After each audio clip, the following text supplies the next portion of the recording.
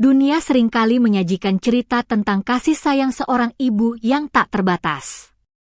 Namun, hari ini, kita harus menghadapi realitas yang begitu kelam, sebuah anomali moral yang terjadi di Cianjur, Jawa Barat.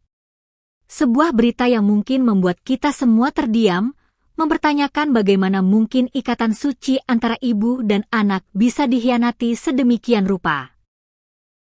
Seorang ibu kandung, sosok yang seharusnya menjadi pelindung pertama bagi anaknya, justru menjadi dalang di balik penderitaan putri kandungnya sendiri.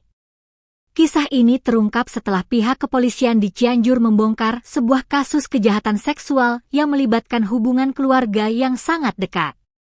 Laporan menyebutkan bahwa sang ibu, yang seharusnya menjaga kehormatan dan masa depan putrinya, justru secara sadar menyerahkan sang putri untuk disetubuhi oleh suaminya sendiri atau ayah tiri dari korban.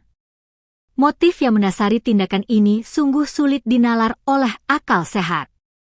Berdasarkan penyelidikan awal, tindakan keji ini dilakukan dengan dalih agar sang suami tidak mencari wanita lain di luar rumah.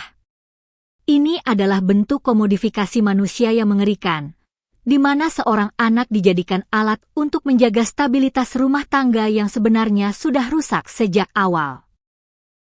Bayangkan apa yang dirasakan oleh sang putri. Kepercayaan dasar seorang anak kepada orang tuanya telah diruntuhkan secara total. Di saat ia membutuhkan lingkungan yang aman untuk bertumbuh, ia justru dikhianati oleh dua sosok yang seharusnya menjadi panutan.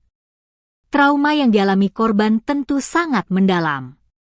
Ini bukan sekadar pelanggaran hukum, ini adalah penghancuran mental dan masa depan seorang individu di tangan mereka yang seharusnya paling mencintainya.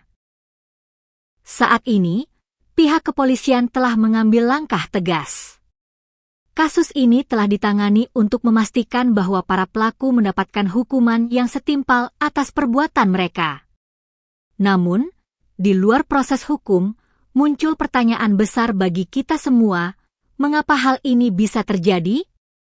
Apakah ini cerminan dari degradasi moral yang ekstrim, atau ada faktor kemiskinan dan ketidaktahuan yang menutup mata nurani seseorang?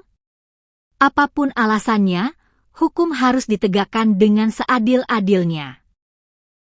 Tidak ada ruang bagi pembenaran atas kekerasan seksual, apalagi jika dilakukan oleh orang tua terhadap anaknya sendiri. Kejadian di Cianjur ini menjadi pengingat bagi kita semua untuk lebih peduli terhadap lingkungan di sekitar kita. Kita tidak bisa lagi menutup mata dengan alasan privasi keluarga ketika ada kecurigaan terjadi penyimpangan.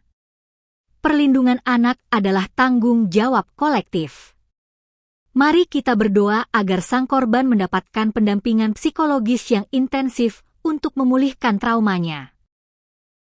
Semoga keadilan yang ditegakkan nantinya bisa memberikan setitik ketenangan bagi sang putri, meskipun luka di hatinya mungkin tak akan pernah benar-benar hilang. Dunia mungkin gelap, namun kita harus memastikan bahwa mereka yang tidak berdaya mendapatkan perlindungan yang layak.